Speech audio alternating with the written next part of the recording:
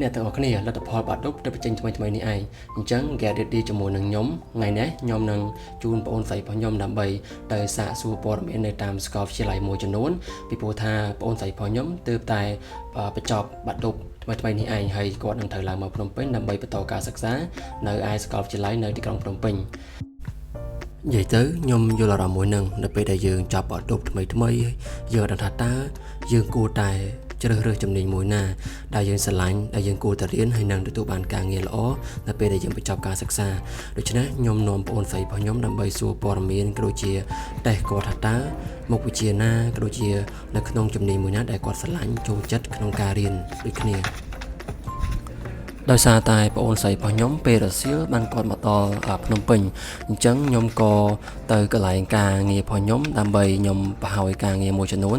ដែលខ្ញុំ pending ក៏ដូចជាអត់ទាន់បាន complete ក៏ដូចជាមានពេលវេលាខ្លះៗជាមួយនឹង team សម្រាប់ចុងសប្តាហ៍របស់ខ្ញុំ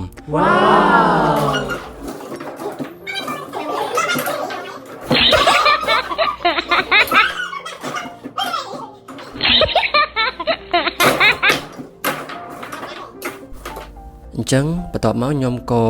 ធ្វើដំណើរចេញទៅទទួលបងប្អូនស្រីរបស់ខ្ញុំដើម្បីជូនគាត់ទៅកាន់សាកលវិទ្យាល័យមួយចំនួនដើម្បីសាកសួរតាក់ទងជាមួយនឹងព័ត៌មានជំនាញដែលគាត់ស្រឡាញ់ដែលគាត់ចូលចិត្តរៀនជាមួយនឹងជំនាញនោះផងដែរហើយមួយវិញទៀត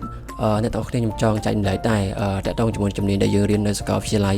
มันអាចកំណត់ថាយើងចេញទៅយើងធ្វើការបែបនោះឡើយអញ្ចឹងមានអ្នកខ្លះទៀតគាត់រៀនជំនាញផ្សេងតែគាត់ធ្វើការជាមួយនឹងផ្នែកផ្សឹងអញ្ចឹង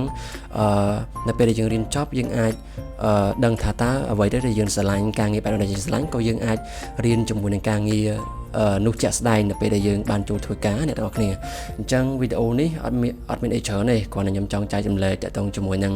សកម្មភាពខ្លះដែលខ្ញុំជូនបងប្អូនស្រីរបស់ខ្ញុំដើម្បីស្វែងរកតាក់ទងជាមួយនឹងជំនាញដែលគាត់រៀនអញ្ចឹងអរគុណសម្រាប់ការតាមដានវីដេអូមួយនេះជួបគ្នានៅវីដេអូក្រោយអរគុណ